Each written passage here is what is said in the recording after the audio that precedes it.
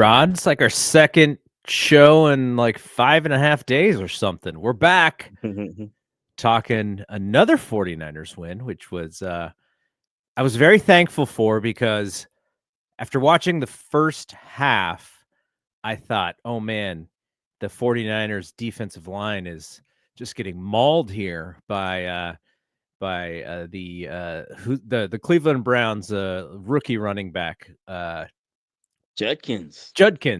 And then the offensive line, and I was like, oh man, this doesn't bode well because we don't have great luck in Cleveland.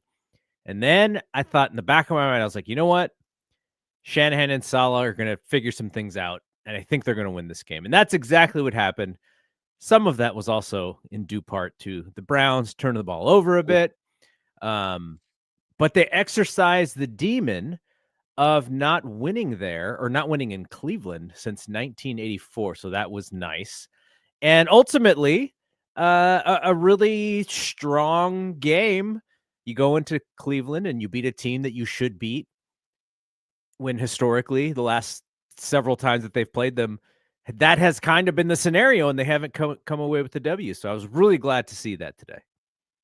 Well, it was great to see they flashed that stat on the screen, and the graphic was Bill Walsh walking off the field. So I mean that was a cool throwback. I can't remember the last time I seen Coach Bill. So that was a good that was a good omen for us.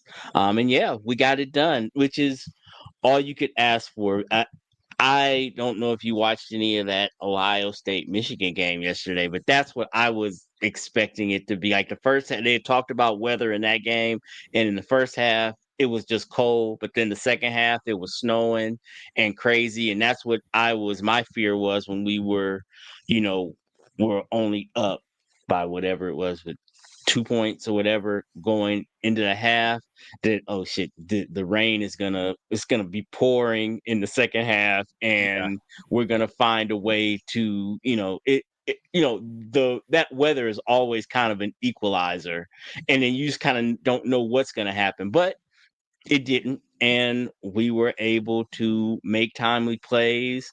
Like you say, they helped us with a few miscues, and the play calling, which I don't think we've talked enough about on both sides of the ball, has just been phenomenal all season. And there were a couple of instances in this game where, like the Purdy run, the calls have just been awesome. That was And amazing. yeah, and we got it done. It wasn't pretty by any means, and the stats will bear it out. But they got the win. They got the win in Cleveland to get that monkey off their back. They got the win going into the bye. Yeah, so it was just in a game that everybody pretty much felt was gonna be an ugly game to begin with. It wasn't really as close as I thought it would be, honestly. Yeah. You talk about that play that they called near the goal line for Brock to make the decision to keep the ball and go to the left and score. And it kind of shows you a little bit of the difference between the play calling for both teams, because there were a couple of moments in the game where the Browns were the ones kind of like pounding the Niners. It's like 4th and 1. And then they even bring in that big old jumbo package where one of their offensive linemen is in the backfield. And the Niners defense is just all over it, and they stop them. And then they do another kind of a little bit more gimmicky play. And who was the one who was over center on the gimmick play that they fumbled on the 4th down? Fannin. And you need that they needed to do that because they knew, okay, it was really hard for us to try and get this one the last time, so they wanted to gimmick it up. When you have the personnel that the 49ers have on offense, you can be way more creative. Whereas the Browns, they're starting a bunch of rookies. Shedeur Sanders, we'll talk about him in a little bit. He's only in his second start in the NFL, and he's like trying to deal with all of these things happening at once, and then they're having to be a little bit they're trying to do some stuff there that they just cannot because they don't have the same great players on the offense that the 49ers have. So I thought that was a nice, interesting comparison of the two teams. But then you go to the flip side, which is the defense. And, the Browns some of that was the field position. Skyy Moore with the punt return, which was really just set the tone for the 49ers. And, I know we were a little hard on him earlier in the season, but this dude has been awesome for the last several games. And I kind of wonder if, I know the Pro Bowl isn't the Pro Bowl anymore, but I wonder if he'll get a couple of votes there for the special teams side of things. But, the Browns defense was out there battling. The Niners were able to get some really good field position, which allowed them to work and really do some stuff. Juwan Jennings caught the touchdown, which was awesome. CMC scored a touchdown, the first one of the game, and then we mentioned the Brock one. So I think it was a nice matchup for them. They needed to win a game like that because when you win games where you're beating the Cardinals, who kind of beat themselves, and then you beat the Panthers, who kind of beat themselves, they need to take control of a game like they did today to kind of go like, okay, I know we're playing a bunch of bad teams and we're letting them hang in there. We need to kind of give it to one of these teams. And they were able to do that today. I think that going into the bye, this is exactly the kind of game that they needed because as we know, coming out of the bye, you got the Titans, which shouldn't be too tough, but then you got some big ones coming and they needed the confidence that they could play with those teams. So I thought this was like the perfect victory going into the bye. Absolutely. You said a mouthful when you said it's I've been saying this all season about our record and the teams we played. And look, number one, you can only play who's scheduled, but you hit it right on the head is there's a way when you're playing bad teams, there's a way that you're supposed to beat bad teams if you're a good team. And quite frankly, we have not done that. Um every time this year. There have been times like the Saints are driving to win the game when we make a play and we win the game. And again, all that matters is the win, but at a certain point there are style points and you should not be just scraping by the bad teams. You need to thump bad teams and we did that today. They helped and when they make mistakes, that's how it's supposed to look. If they contribute to their demise, then it should not be a close game. And this one wasn't. So it was a good job by the Niners. Lots of fans. I actually didn't really understand, or I didn't really follow because I was on vacation last week.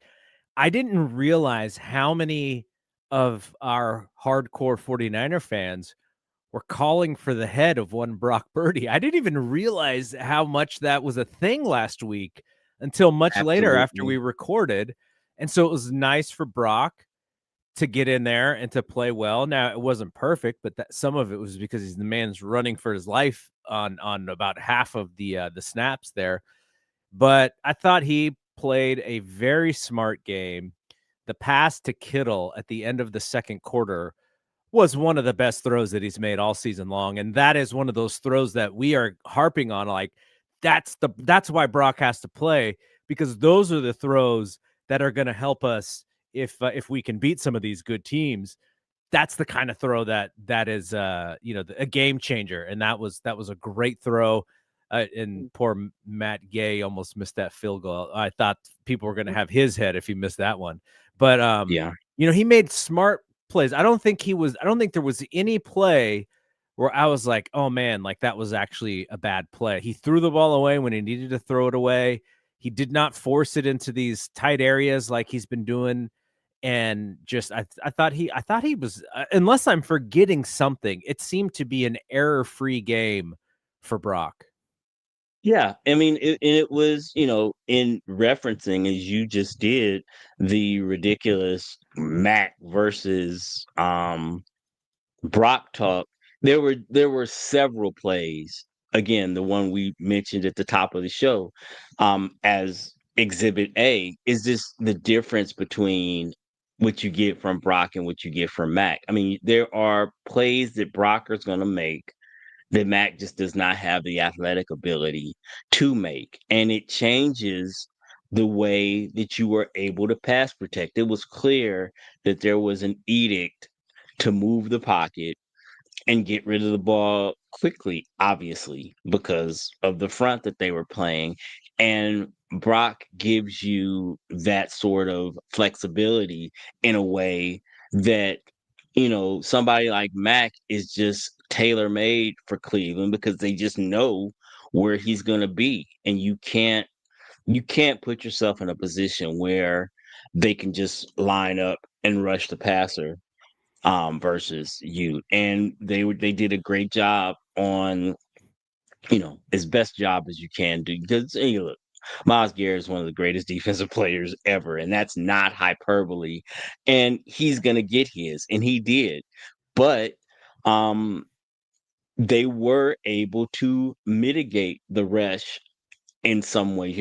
Obviously I knew, and we talked about last week, there's gonna, um there was gonna be somebody in McKivitz's hip pocket all game. And there was, because and that's no shade on Colton McKivitz. Again, Garrett is one of the greatest defensive players ever. So the fact that he would need help with him is no shade. That Hell, man expects himself to get 25 sacks this year. That's how good he that's is. crazy. And look, he got Trent, who himself is one of the greatest um players ever. And he got him on a great move. But yeah, but overall he did not wreck the game, and that obviously coming into the game was I would imagine that was Kyle's first um job, was to make sure that he built an offense that did not allow Myles Garrett to wreck the game. And he didn't. He was disruptive as he normally is in both pass and run, but not he did not, it was on the board as talk, on as one of the topics on Get Up this week is, can he break the record today? Speaking about Myles Garrett. And it's one of those, Greeny was saying, and that's somebody who it's not crazy to think that he could have a 5 sack game. Yeah.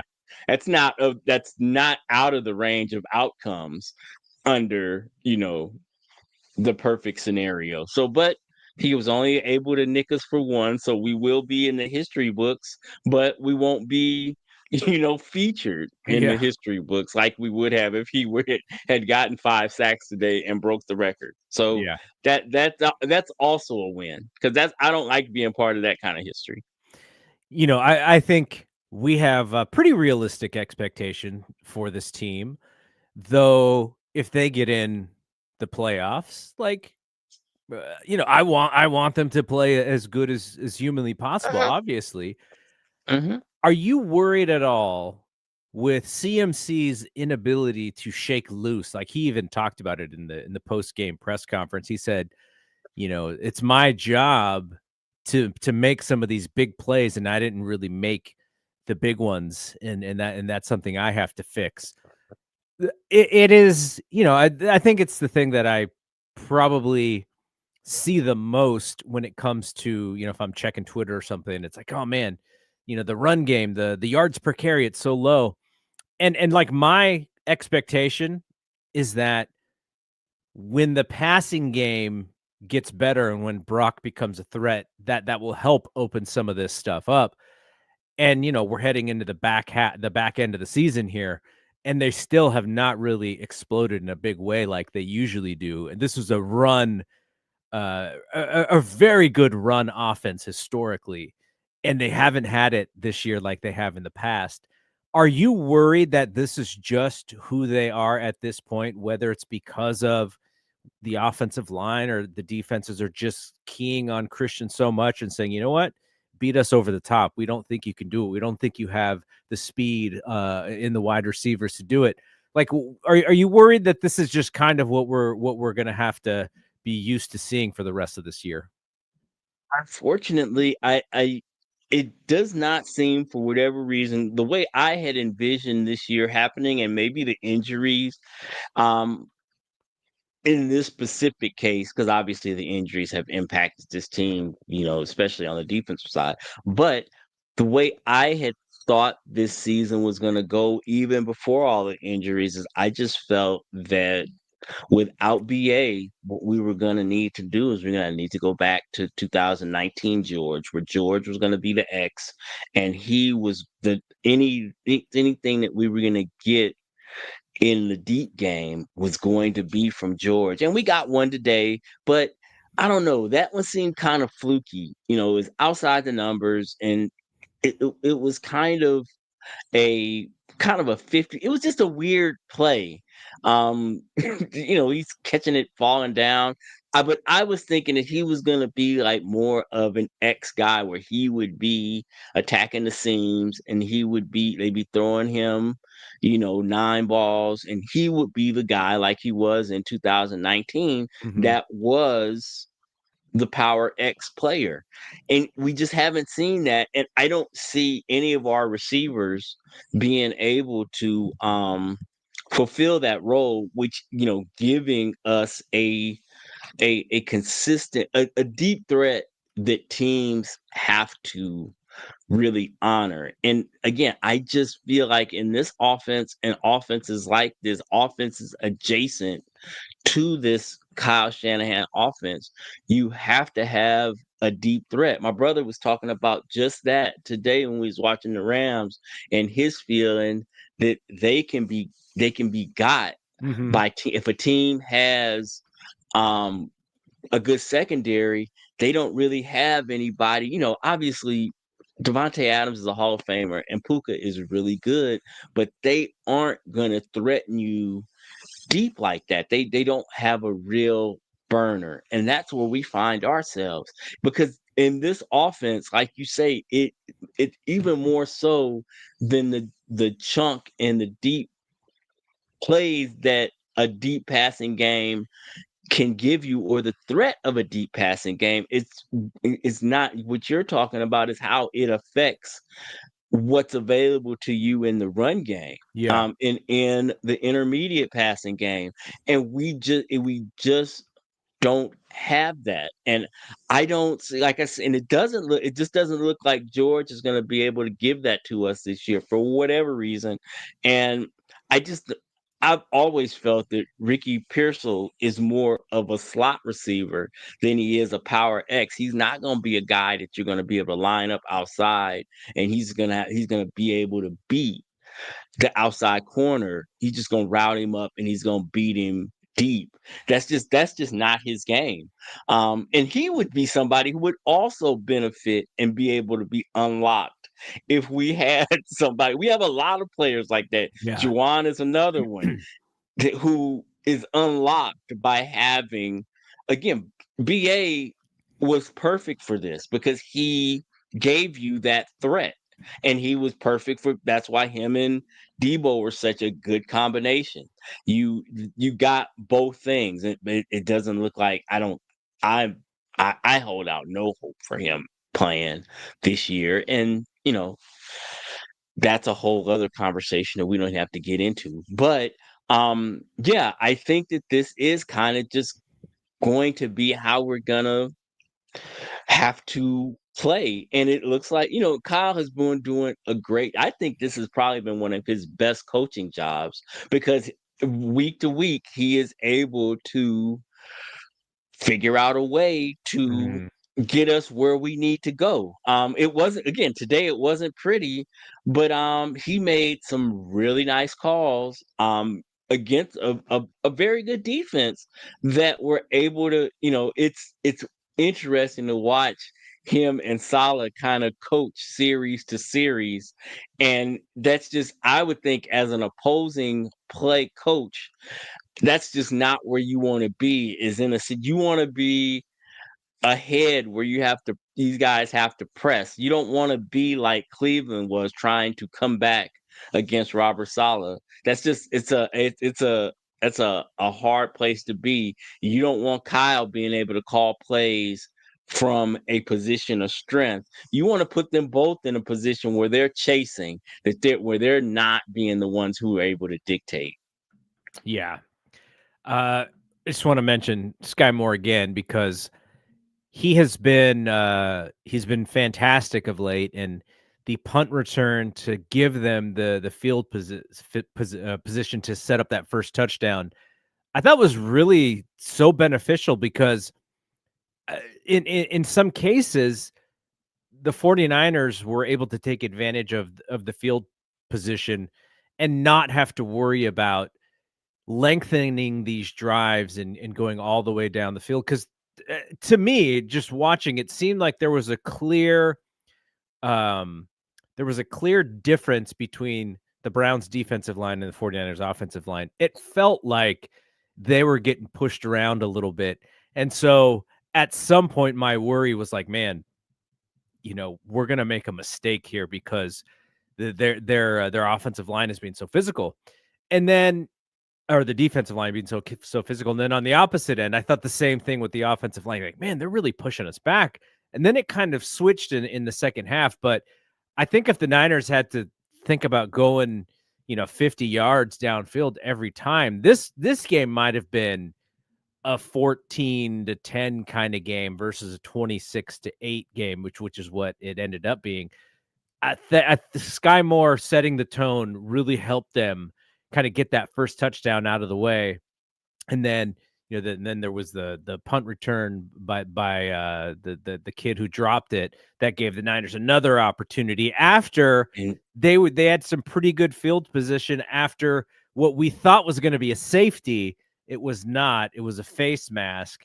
And then they punted. The Niners had great position, and then they couldn't do anything with it. So then that dropped punt return helped them get in great field position again. So there's like little things like that in the game where you're like, man, if those two things didn't happen, this is probably way more of a rock fight. So I thought, just having that guy back there, when have we had a guy in a long time who you feel like could take it all the way?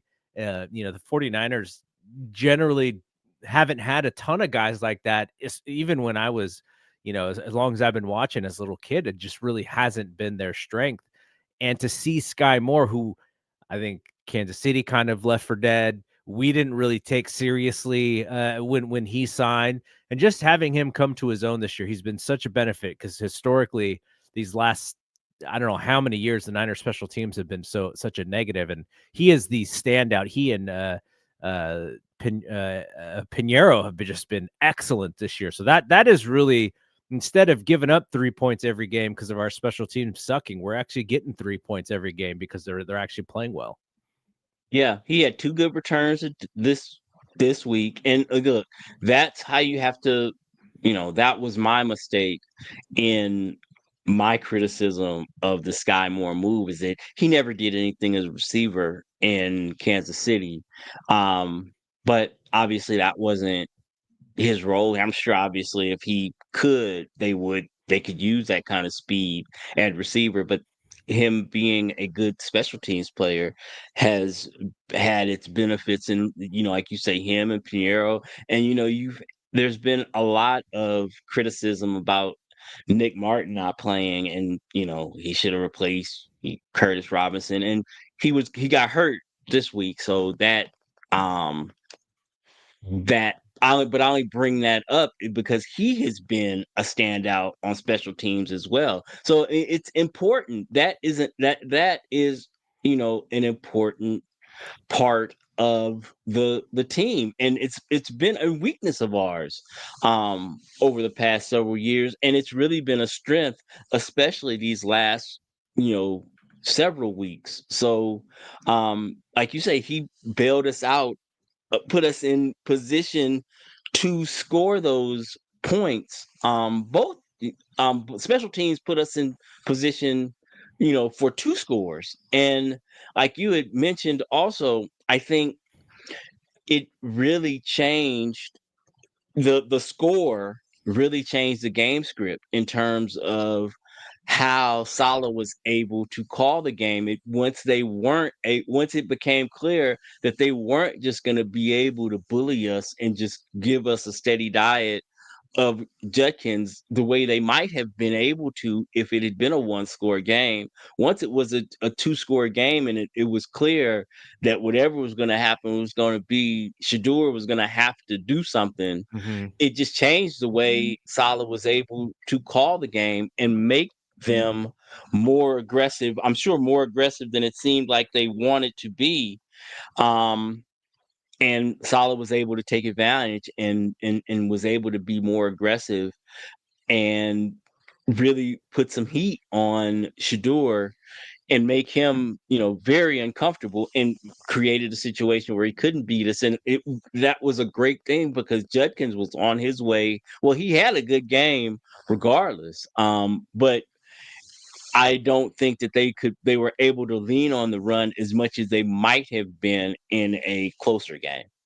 The Niners didn't have any interceptions, unlike on Monday night, but Cleveland Farrell had 2 sacks. Keon White had a sack as well. Farrell had 2 QB hits. White had 2. Elliott had 1. Huff had 1. So they did enough, I guess you could say, to help to make sure that the Browns, weren't going to really move the ball when they needed to, because it was a run heavy game. Lots of Judkins. He was 23 for 91. And it just seemed like they were going to be completely fine with doing that and only really throw on third down. And when Shador did throw on the earlier downs, it was to the backs for the most part, or throwing screens. And so when he had to load up on third down, you were able to get something there, which was a positive. And, it's nowhere near, they weren't a terror in any way, but I thought they both played pretty well. And when it comes to, again, as we get further down the line, you're going to have to get something with that pass rush. So, with Bryce Huff, we know he's going to be there, but now if you can get something from Farrell, who only 2 weeks ago was not active for one of these games, and then with White, who is a little bit more acclimated with this defense, maybe they're back to average or something. But it was good to see them play fairly well, and Keon White made a nice play on Judkins at one point. He just threw the guard off and just trucked him one. That was really good to see. And if you do that, if you can get something from those guys, then you don't have to blitz as much as they were having to blitz earlier in this season. And so I'm just hopeful that this is a little bit more of the norm and not just because it's against the Browns. But I thought, late in the game, when Shador had to throw, he was kind of having to deal with some stuff, making him think, and which wasn't the case earlier in the game. So I thought that was pretty good. And hopefully White and Farrell and Huff can actually continue to create something back there for QBs. Just give them something to think about, because if not, then the poor secondary's just gotta be ready. But thought that was pretty positive aspect of the game. Yeah, Keon White is not gonna fool me, because I've looked at his stats, and I've looked at his career in New England. That dude, he looks like he could be so good. And even in this game, he is physically a gifted player. I don't understand why he's not better than he is, but he's that kind of guy who's gonna be tantalizing. I don't know, for those of us, I'm gonna mention the name that is, Kinlaw was another one for me. When you looked at him standing on the sideline, or you look at him, I was able to see him a couple of years in training camp. When you would see the way he moved, and the way you could not understand, this guy is an all-pro. He is that kind of talent. And then you look at the box score week after week after week, and it's nothing. It really, Keon White looks like that kind of player to me. He looks like somebody who has all the talent in the world to be maybe not an all-pro player, but somebody who could be a starting player and be a contributor to a good football team. I hope that he's able to put, well, that's what I'm looking for him for the rest of the season, is for him to put, if he could just put games like this together, where, it's not jaw dropping. 3 tackles, 3 solo tackles, a quarterback hit. If he could just give you that, if you could count on that from him week to week. Oh, he had a sack too. Yeah, he did. That was a great move that he made on his sack. Um, that would be that's the kind of guy that was a good pickup for them. They basically just swapped 6 and 7 for a guy of this talent level. He has everything. Hopefully, the light is able to go off, like you say, for Mhm. the rest of this season. And as we move forward, that would be a great pickup. In a season where we took a lot of losses on defense, it would be great if they actually were able to find a player this year, who we can who can help us this year, like you said, for sure. But somebody who's able to, he's young too and talented, somebody who can contribute this year, to give us something, of some sort of a pass rush. Yeah. And then moving forward, when you're able to get Nick back and you get Michael back, and then hopefully West and Collins are a year more experienced, that level of talent in those players I just mentioned, that's the makings of a really good defensive line. Mhm. Um, so you hope that's the case. And then, like you said, I am continually shocked that it does how they seem to be using Farrell, who is a legitimate run player. In the last 3 weeks, when he's got an opportunity, has been the best pass rushing that I've seen of him. He had 2 quarterback hits and 2 sacks today. I mean, that, for him, who he has made his bones in the league as a run player, he has looked really good. As a pass rusher, and on a team like this, Bryce Huff is what he is. He's a situational pass rusher, and he's very good at that. But he is kind of a one-trick pony, and teams can scheme against him. But a player like Farrell can play all 3 downs, and that is the type of player that we really need, this year, clearly, because we don't have Nick. But moving forward, that's what we've been looking for, is somebody you could put excuse me, opposite of Nick, who Bless could you. make plays both in the run game, set the edge, and also give you something in the pass rush game. So, I mean, I love to see guys like that, who's kind of had a tough go as a pro. He didn't ask to be drafted 4th overall, and that was above his talent. He wasn't the best defensive lineman on his team in college, and he got drafted before Dexter Lawrence did. His Who was his clearly better defensive lineman, but that's the Raiders. That we can't hold that against Cleveland Farrell, and he has continued to get better. He is better. He's better now than he was in his first go around with us, I think. And that's really good to see. And we obviously we need it. Maybe it's just the fact that he's gotten the opportunity in a situation where the pressure isn't the same, and you can't discount playing for Robert Saleh. I think he's like a half a sack away from his career high. And what he's played, he came to us mid-season, so that's crazy Yeah. that he's able to do that. And in when you bear in mind his first 2 or 3 seasons, he was playing a full, you know, complement of snaps. He was Yeah. playing 600 or 700 snaps a season, and so for him to be closing in on those kind of numbers in a small sample size, that's really and he's been inactive since in his time since he's been back, which is just crazy to me. Yeah, yeah, totally. So, do you buy any of this stuff that maybe there's a slim chance that Fred Warner could return by the playoffs? It wouldn't surprise me, but I've been here long enough as you have to know the second half of the story of Jerry Rice coming back from an ACL in whatever it was, 8 months. It was a great comeback, but he also got hurt again. Yeah. So that's that's the thing that worries me. Look, I'm no doctor. If his doctors clear him and say he can play, I don't think there's a reason not to play him.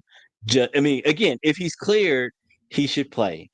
But I would be very, very careful with that clearance because you don't if there's any chance that he's in a position to re-injure the same injury, because we got obviously he's playing a collision sport, so there's a chance that he could get a completely different injury, and again, a broken bone is different than a ligament tear. So if Mhm.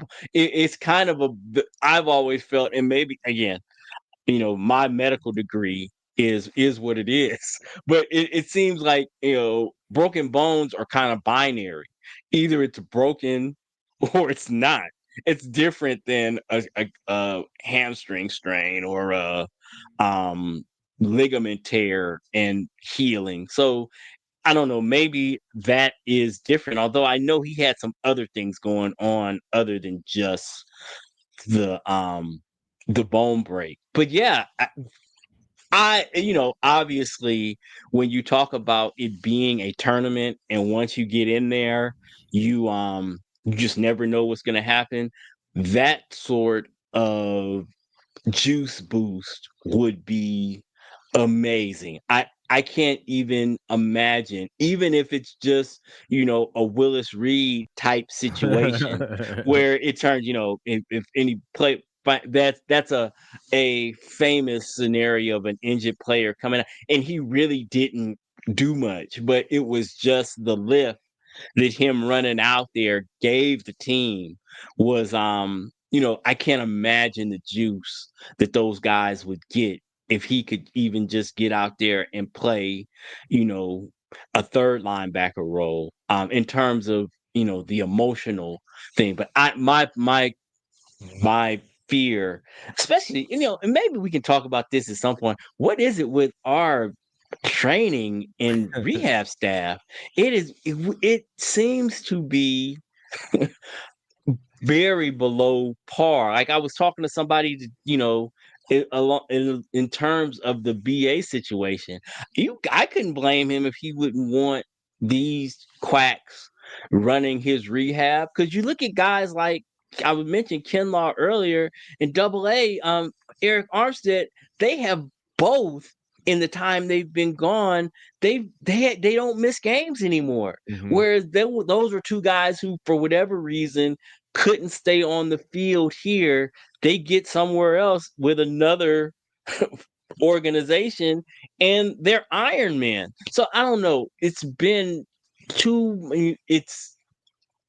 can't be a coincidence that we, like, over the past, I saw the stat that over, Kyle's tenure, we lead the league in games missed by, I mean, it's like by a staggering amount. The hour stat between ours and what the next number two is, it's crazy. And I understand that he plays a physical style of football, and apparently his practices, he feels, prepares his team to play that way. So that, okay, I can accept that, but I it's just, we've gotten to a point where I just think questions need to be asked as to why, if we're going to do that, why, I think you have to marry that with a um commitment to um being the best in the league at physical therapy, and the fact that we don't have, or physical rehab, the fact that we don't have some sort of partnership with Stanford University is crazy to me. at this point. I mean, it's right there, and it's one of the foremost in that kind of sports medicine technology. It just seems like a no-brainer that you'd have some sort of partnership with them to be like a guinea pig or a test lab for whatever is the cutting edge of that kind of sports science. Um, but it seems like we're in the stone age when it comes to that because we continue to have missed games, and it's we got three more players out this week. And again, I get it. This is a contact sport, a collision sport, so injuries are going to happen. But it just seems like you know especially for the past 2 or 3 years here, it's just been we have more than our fair share. So just the thing that about Fred Warner. So Shelvin, I think, thinks like a lot of people think, which is they're not a Super Bowl contender this year, and the worry would be that he gets hurt again. And I agree with that, except let's say wild card round. It's like the Niners going into Seattle. And if Fred Warner is able to play, how do you keep him out of that game? The fact that the Niners, the Rams, and the Seahawks are all more than likely going to be in the mix. Those are going to be 3 out of the 7 teams if things fall into place. The Niners have beaten both of those teams already. The Rams just lost to the Panthers. So you could talk yourself into whether we play the Rams or Seattle, like we can beat both of those guys. And then it's about Philly. Well, Philly's not doing too great. Then it's about the Bears. We'll match up against the Bears shortly. The Lions are kind of on the outside looking in. The Cowboys are on the outside looking in. So you could talk yourself into the idea of what you just said, which is if you get in, you got a shot. And I would imagine Fred would feel exactly the same way. Obviously, it has to do with his healing, whether or not, the doctors feel that he could further injure himself. All of those things matter. I'm just saying if he is cleared to play by the playoffs, that team has to think that if they get in, they have a shot because of there's no dominant team in the NFC right now. And there's no dominant team in the AFC either. Like this may be one of those years that we see like a real funky Super Bowl game, right? Of teams that we would not have penciled in before the season started. So in previous years, like last year, we talked about this and I was like, I think Philly's like clearly heads and shoulders above everybody. And in years past, you could say the same thing about the Chiefs or the Pats. I don't think you can say that same thing this year. So it will be interesting how they play that. If I was a betting person, I would say that they're not going to play him, but I think it's intriguing. It gives you some hope.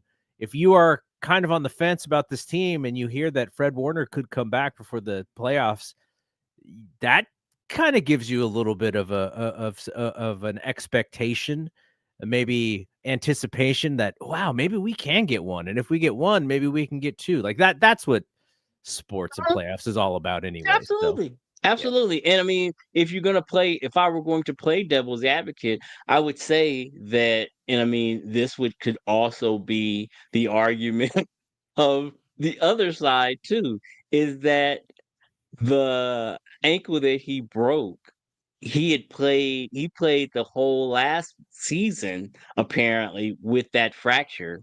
So now the devil's advocate said that if it would be and he'd be playing in better shape than he was 2 years ago. right. But then you could also say that, well, playing on it is what precipitated it breaking completely. So I mean, again, you could use that set of facts to argue both sides. But yeah, I just have a hard time believing that if he is cleared and they make it to the playoffs, I know I wouldn't want to be the guy trying to keep him. You'd have to hide his helmet if you don't want him to play because I know he's gonna want to be out there. And I don't know. You don't. I don't know any of these people. So but you watch them and you can intuit things from watching them and their body of work. Robert Saleh does not strike me as a voice of reason kind of guy. So I don't think he's gonna be one saying that if the doctors say he can play, I don't know that he's gonna be the one trying to tell Fred not to play. So I don't know who the grown up in the room is in that scenario. But yeah, it is something to work towards. And again, I know that would be something that would give this team a lot of juice. Yeah. If he were to get to a place where he could be active for a playoff game, that would be unbelievable. And then, like you said, you tick it down. Like, Philly, they are a talented football team. I think they are probably still the most talented football team, but there's nothing to believe that there's going to be a switch flipped there. So could we go into Philly and beat Philly? I mean, it'd be a tall task, but there's nothing that I've seen this You year know who would with, want that game the most is QB1, because that's where his oh, season for his season ended sure. the year before that. For sure. Being they're talking about a Brock Purdy revenge tour, that would be a great first stop for that. And again, their defense is unbelievable. But that offense, we are at a point in the season where you talked about us in our deep passing game, that they are just who they are. They are not, they're going to be completely inconsistent. They probably can't run the ball. They definitely can't run it as well as they did last year, and they can't do it consistently. And it doesn't look like they're going to be able to consistently figure out how to get AJ Brown and Devontae Smith involved. So if you tell me that as a set of facts, I say I have no reason to believe that Robert Saleh could not create a game plan that for 60 minutes is able to stifle that offense and give this team a chance to win a football game. Again, so and you could go down the line with any of the top teams in the NFC. You say the Rams and the Seahawks. I don't love the argument that we beat them before, because we beat the Rams and then we saw what that second one looked like. Those teams aren't the same teams, and we aren't the same teams that we were when we played them. But nevertheless, the fact is that we did beat them. So to think that we can't do it again is ridiculous. We beat Tampa Bay, or did we beat Tampa Bay? No, we We lost to lost to Tampa Bay. Tampa. We lost Tampa Bay. That was a close game though, and Mac was there. So again, I can make a case. So again, you listen to me. I'm loopy, but it's I can make the case that we can beat any of these teams. So yeah, and Fred doesn't do anything but help that Mhm. that cause. So yeah, I hope that we have that conversation all the way up to the time. And then I just, trust that, you know, cooler heads prevail, and that if there is any long-term risk, that we are playing a long game as opposed to, being short-sighted with, a man's career. Right. Yeah, totally. And, I wish the NFL worked in this way, but if Fred would be like, "Hey man, if I suit up, there's got to be some insurance against me getting hurt, because Yeah. I could lose some money here if I suit it." It's just the way that the NFL works. But all right.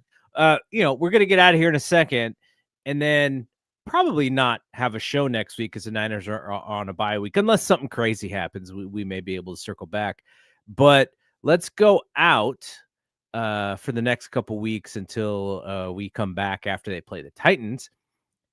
I'm just very interested in your thoughts on how Shador Sanders played, because we talked about him during the draft time.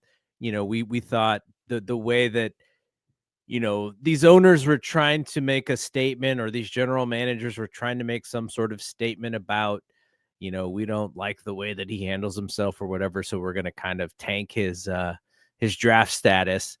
How did you think he played? And it looks like they're going to give him a shot to come back again next week, and they're going to see what they have with him as far as what the reports I saw after today's game. I think that everything has to he's the kind of quarterback where everything has to be in place for him to be good. And Cleveland has some pieces. I think that Harold Fannin kid he is a gamer. Judkins is a star. He is a very, very good football player. I don't know about the rest of their receivers. Isaiah Bond is interesting. He had some legal issues, which is why he didn't get into camp late, but he's clearly a talented player. They just have not been able to get Njoku going. It doesn't seem like Judy is kind of a fringe number one. But I think he is the type of player that needs um a he is actually what critics of Brock say Brock is. I don't think he is as good as Brock. But critics of Brock say that he is in a perfect situation and he is just the beneficiary of a perfect situation. I think Shador does need to have the whole thing work around him. And again, you could say that about most quarterbacks, but I just don't think he has the physical talent, which has always been weird to me, him being, Deion's son, but he's not the most athletic. He doesn't have the best arm. But he's a football player and he makes plays. And I think that he can be an NFL quarterback, very least a backup quarterback. But I think he's an NFL player. I think he can be one of the best 32 quarterbacks in the league. He could be a starter in the league, but the situation has to be right. And I don't know that the situation in Cleveland is right. It doesn't really seem like Stefanski really wants him to play. I have no evidence that he bears that kid any ill will, because I don't, the fact that he didn't give the fifth round draft pick any first team reps. I mean, that's not an indictment. How many fifth round draft picks and third string quarterbacks get first team reps? They don't. They just don't. So I think that he has looked about as you'd expect somebody who has not had a whole lot of first team reps look, but I think he's also looked good enough. He protects the ball. He clearly knows how to play that I think he deserves to continue to get this opportunity with this team. I think we've seen enough of Dylan Gabriel to know what he is. If we give, Shador the same look, and then you can go into the offseason having a clear picture of what both of those guys are and which of them you think is a competitor for next year, when you clearly are going to take those 2 first round draft picks and draft another one. I would think that would be, I've seen enough of both of them to say that I don't know that I would necessarily be ready to go into the season, be it signing a veteran or drafting someone. I don't know that I'd be willing to say, well, Dylan Gabriel or Shador Sanders is, or the combination of those two, we're just going to go into next season with them, and one of them is going to be our starting quarterback, because they both have a lot of work to do. I thought he was very composed, having all that stuff thrown at him in week 2. He did the stuff that they asked him to do. And as you could tell, when they were down and he actually had to throw, and then the Niners defensive line was actually doing some stuff, and he was running out the pocket and stuff. And that obviously anyone's going to struggle in that case, but it would be nice to see. He has all of the makings of like game manager, right? Like that's kind of who he is. And like you said, if you give him some pieces, he could probably win a few football games. But they don't have that yet. They're not anywhere near that. Like people, when you think of a quarterback, you think of, oh, how does this guy just make us an overall better team because we are lacking in all these places? Can he make plays? Shador's not that. He's not somebody who's, he's not Kurt Warner, who just comes out slinging the Mm-mm. ball. He's a very directed, and it's got to be very focused, and it's got to be a balanced attack. If he drops back 35 times, it's not going to be great for him. So yeah, like there were some things that I thought he did pretty well. And also some things that where you're like, okay, how come we're not just stacking the box and forcing these dudes to throw? Like, what's going on here? So Mm-hmm. that was interesting to me, which they did a little bit more of in the second half. So all right, well, we are done here.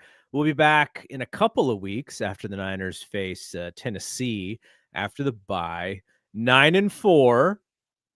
Got to win probably 2 more games at least. And hopefully, if you win 3, then you probably can make it a done deal and get in the playoffs here.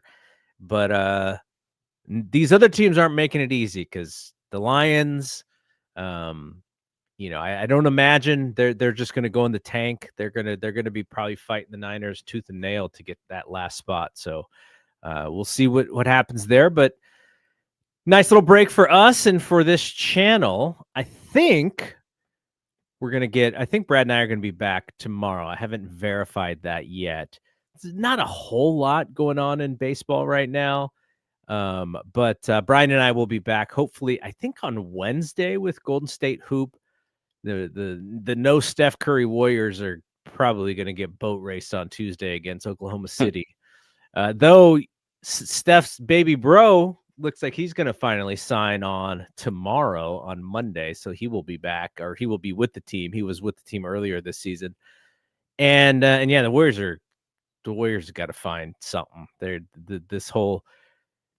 like the perennial like 500 team right now, which is not fun to watch. Roller coaster. Yeah, there's this roller coaster is rough for me right now. Watching them, like you say, they are. That's exactly what they are. They are what they are. They are a 500 team at this point.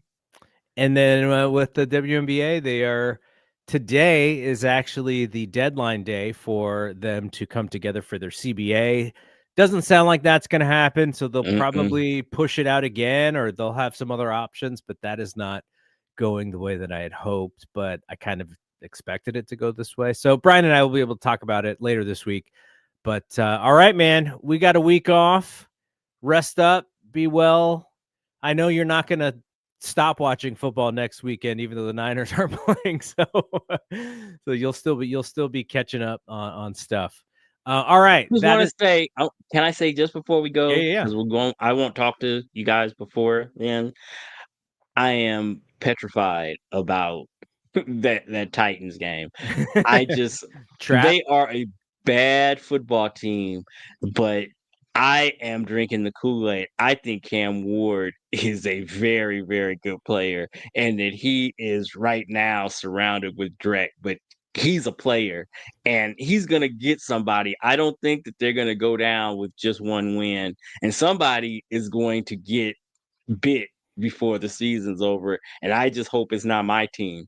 Yeah. So willfully, we have get rested and have a great bye week and come in focused and ready to finish this season because um I think that we've got a very, very challenging end of the season. You got that Titans game, and then every other game after that is um is a good game. Those are I think all of those are good teams that we play afterwards. So I hope we get rested and we recuperate and get our heads right and then we come out ready to close this season out strong cuz I always prefer to go into the playoffs at, peaking as opposed to stumbling. And we Yep. have the kind of schedule that it could go either way. That you could, we could go in